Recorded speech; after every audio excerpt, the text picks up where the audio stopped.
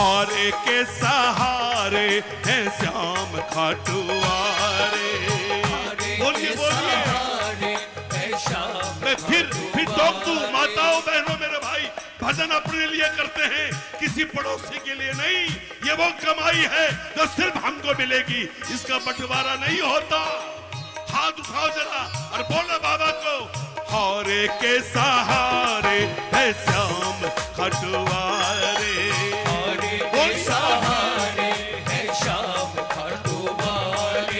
श्याम खाटू वाले मेरे बाबा लीले वारे। श्याम खाटू गाइए मेरे बाबा लीले वारे। श्याम खाटू वाले मेरे बाबा लीले वाले। श्याम खाटू वाले मेरे बाबा लीले वाले। अरे हारे के सहारे है श्याम खाटू वाले।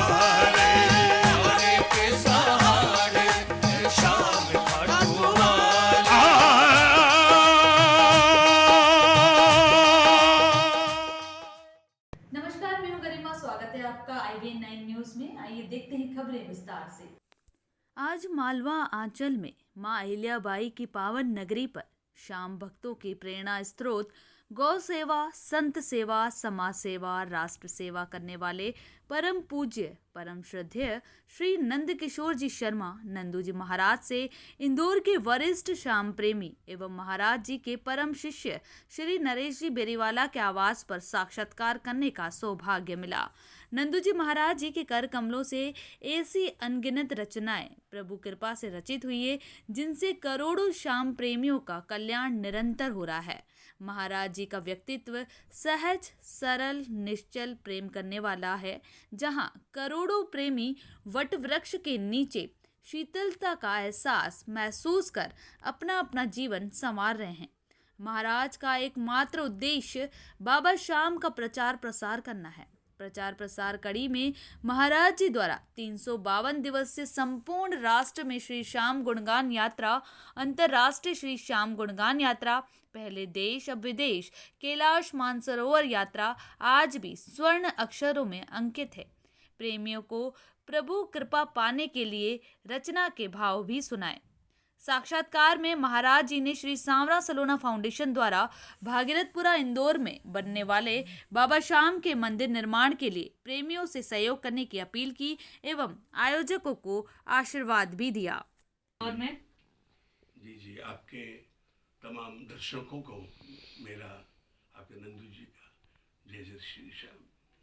महाराज जी, आपसे एक क्वेश्चन करना चाहूंगी कि जैसे आप भजन लिखते हैं, आपकी रचना रहती है, उसमें भाव इतने सुंदर रहते हैं कि हर कोई उनसे कनेक्टिविटी में बाबा से जो बोलना चाहे आपके सारे भजनों में वो दिखता है।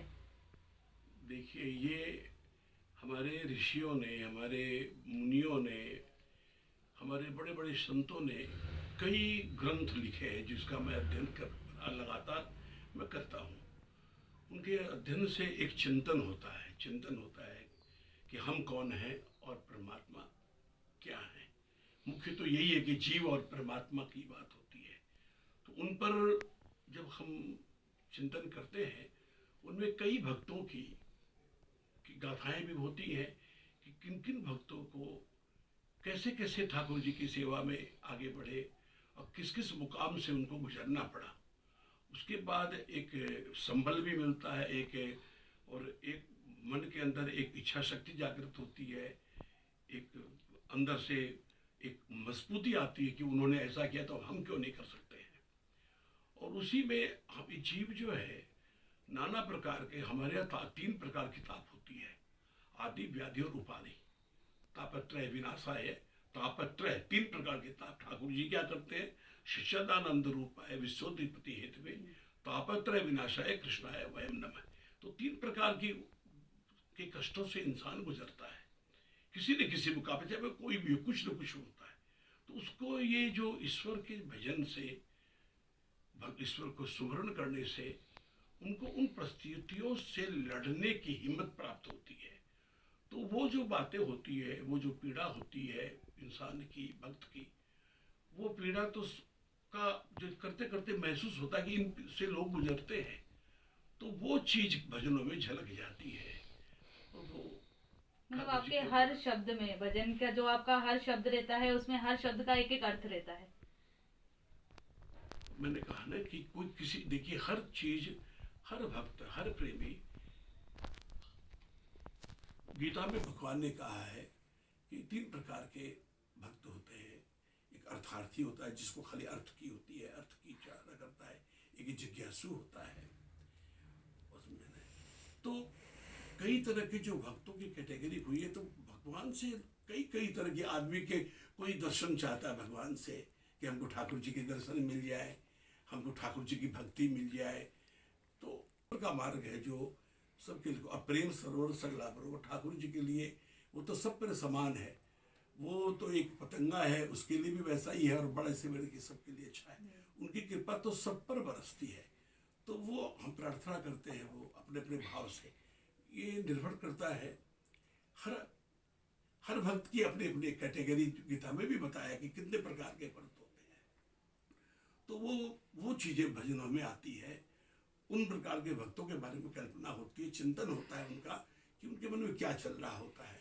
और सबसे बड़ी बात है कि ये कुछ कोई, मैं तो लिखने वाला नहीं हूँ, तो प्रेरणा देते हैं ईश्वर। जो प्रेरणा देते हैं ये उनकी कृपा है कि वो लेखनी के रूप में संसार के लिए वो आती है और वो लोगों तक पहुँचता है। एक और सवाल था कि यहाँ पे मैं पहले भी बहुत सारे इंटरव्यू ले चुकी हूँ, नरेश बेरीवाला जी जैसे आपके परम शिष्य भी हैं, जी जी कि यहाँ पे जो भी गायक आता है, यहाँ से इंदौर से ही नहीं, बाहर से भी, उदयपुर से मैंने केमिता राठौर जी का भी इंटरव्यू लिया है। बहुत सारे गायक आपके सानिध्य में यहाँ बिल्कुल आते हैं, और यहाँ जब तक हाजिरी नहीं लगाते इसके आगे वो जाते ही नहीं है। जी जी।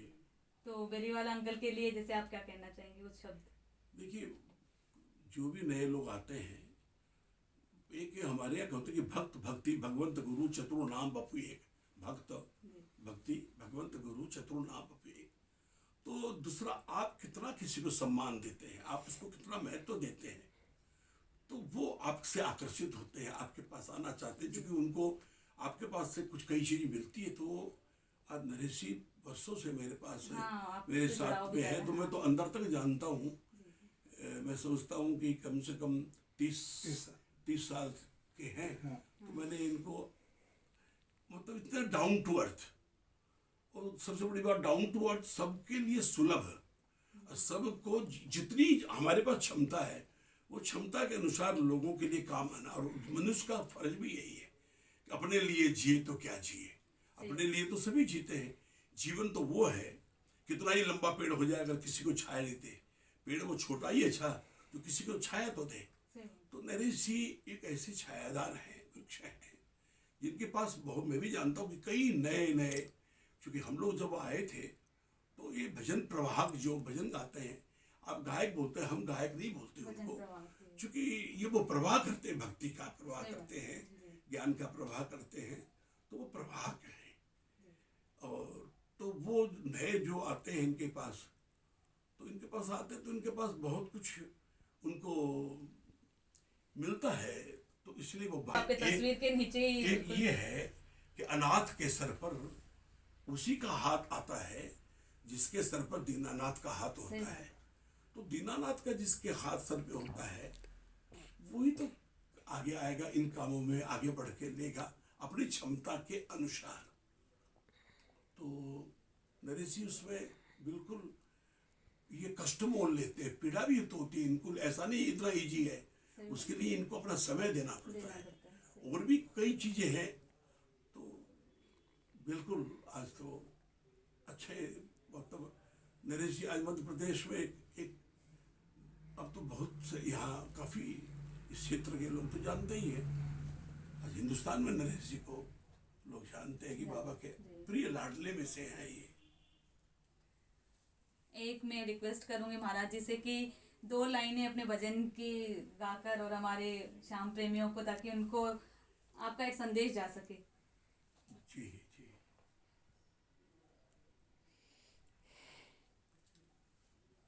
देखिए, जब हम मंदिर में जाते हैं और हमारे जो तारतम्य जुड़ता है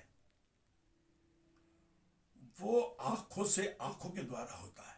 पहले हम जाते हैं किसी मंदिर में, पहले उस छवि को निहारते हैं, छवि को निहार करके कैसी पोशाक है, फिर उनकी भाव भंगी को देखें, मुखाकृति को हम देखते हैं, मुखारविंद को देखते हैं, और जाके फिर आंखों से नैन मिलता है, तो अंदर में एक अलग सी, मैं मेरी बात करता हूँ, एक अलग सी हुक सी उठती है। तो उसी भाव को मैंने एक भजन में लिखा जो मुझे बड़ा प्रिय है। मैं 2 लाइन आपके लिए मैं गाता हूँ। बोलो श्याम प्यारे की जय। कन्हैया से नजरे मिला के तो देखो, सांवरिया से नजरे मिला के तो देखो, दिलो जान इन पर लुटा के तो देखो, सांवरिये से नजरे मिला के तो देखो, नजरों में इनके छुपा कोई जादू, दिल पे रहेगा ना कोई काबू। परम श्रद्धेय गुरुजी आपके घर आए हैं और आपका मान सम्मान देखकर भी आपके लिए उन्होंने इतना अच्छे शब्द कहे, तो आप उनके लिए क्या कहना चाहेंगे? क्योंकि आप तो उनके परम शिष्य हैं ही सही। मैं जो कुछ हूँ वो गुरुदेव की देन। हर श्याम प्रेमी बोलता है कि भी मेरी पहचान खाटू वाला श्याम, लेकिन मैं गर्व से आपके चैनल के माध्यम से बोलता हूँ, मेरी पहचान मेरा गुरु। सही बात। मेरा शरीर उनके श्री चरणों पे है, और गुरुदेव ने पूरे राष्ट्रीय स्तर पे, अंतर्राष्ट्रीय स्तर पे गुणगान यात्रा की है, जगह जगह प्रचार किया है, और इनका प्रचार प्रसार का जो माध्यम है वो इतना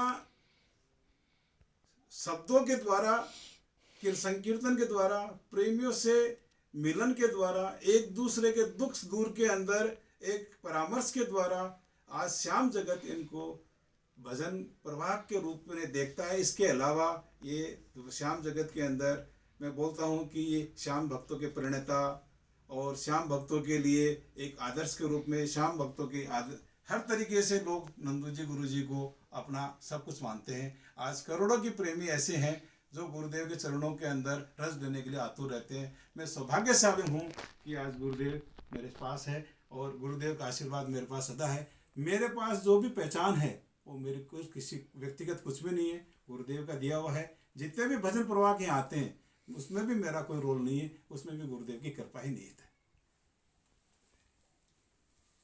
इसी के साथ मैं गुरु महाराज जी का बहुत बहुत धन्यवाद करती हूँ और यही इच्छा करती हूँ कि ये भगीरथपुरा में बाबा का मंदिर बन रहा है, तो ये तो एक ऐसी ही बात है कि एक ऐसी छांव आप देने जा रहे हैं लोगों को, जो यहाँ आकर के उनको एक तृप्ति महसूस होगी। बड़ा पुनीत कार्य कर रहे हैं। मैं प्रार्थना करता हूँ मेरे सरकार से, मेरे प्रभु से, वो हर प्रकार से आपको इसमें अपनी कृपा बरसाए आप पर, और ये काम आपका बहुत जल्दी सुचारू रूप से, सुगमता से आप इसको कर सकें। तो ये तो आज के देव हैं, और जो देखा है मैंने स्वरूप, वो तो बड़ा अच्छा है। मैं और क्या बोलूँ, मेरे को तो कुछ आता नहीं है, पर तो आपके लिए प्रार्थना करना मेरे अधिकार में है। उस अर्जी पर दस्तखत करना तो सर्वेश्वर के ही हाथ में है। खाटू नरेश की जय हो। आपने सर्वेश्वर नाम भी लिखा है इसमें, तो बहुत सुंदर।